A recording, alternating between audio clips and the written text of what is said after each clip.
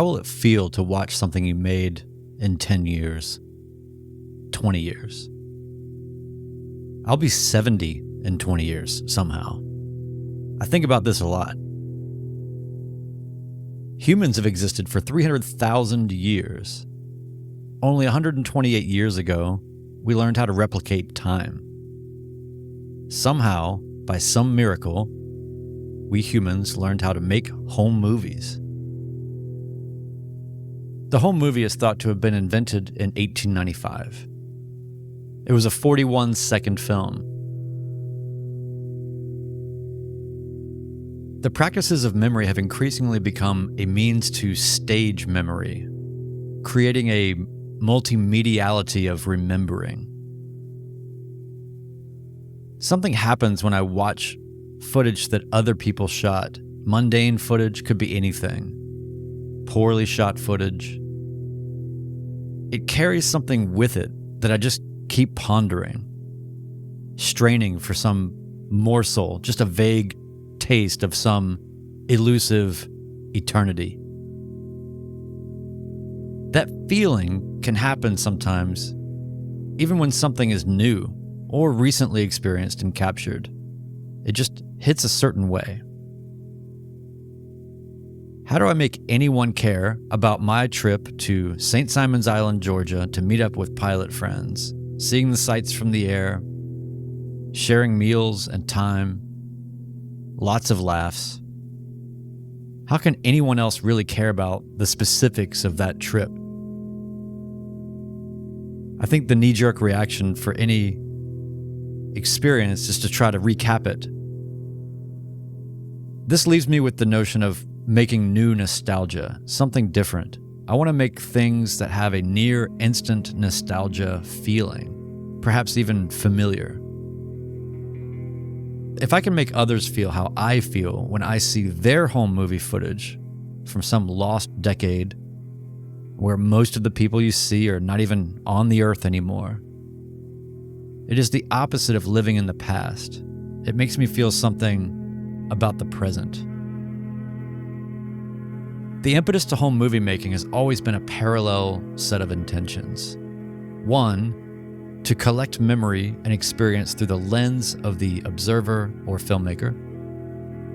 And second, archiving for some implausible perpetuity.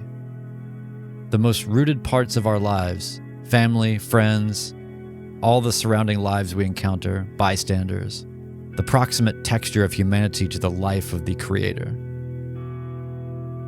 In modern media, there's been a confluence in the making, I think, for some time. A contemporary digital age where we reuse and reconstitute media, and hybridity is now the new creative letterpress.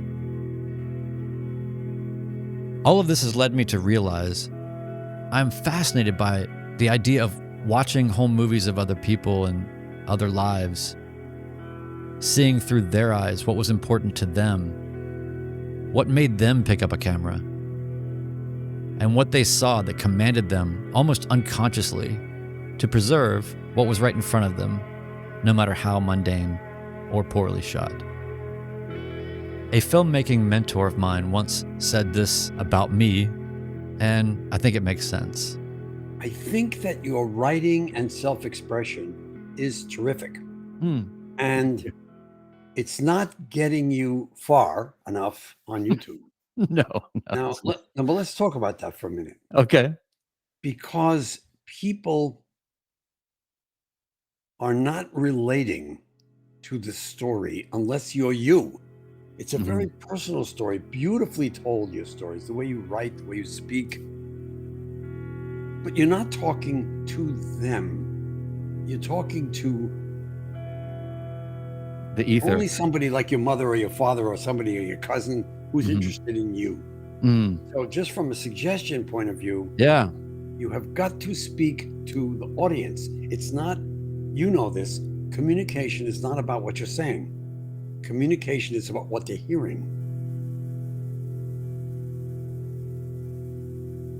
He said, I'm a journalist of feelings. when watching someone else's archival home video, you get to live through someone else's viewfinder and learn about them and the world around them at that time and place. Home video that is made inside the world of general aviation has a sort of time-blending quality. It fascinates me. So many of the airplanes are the same as 50 years ago or more. Most are very old. The designs echo post-war, mid-century optimism, a time when we proudly built infrastructure, when we were emboldened to manifest a future, one that was connected before the internet became the de facto means of connection. So yes, our makeshift community of midlife pilots decided to meet up at St. Simon's Island, Georgia. In this piece, I could have told the story of how it all went, what we did, recalled the flights and experiences that we had. But honestly, I just wanted to make something that felt like what I was feeling in the moment and the immediacy of the new nostalgia of it all. I sure hope to see this and see it the same way when I'm 70.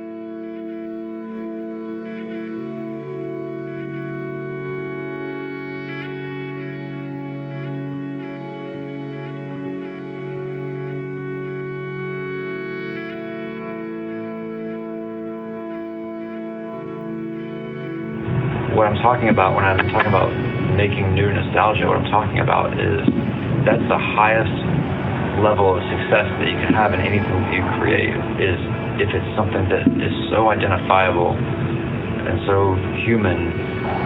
That's all I'm trying to make, is stuff that feels nostalgic as soon as possible, because that's the stuff that has power and is lasting.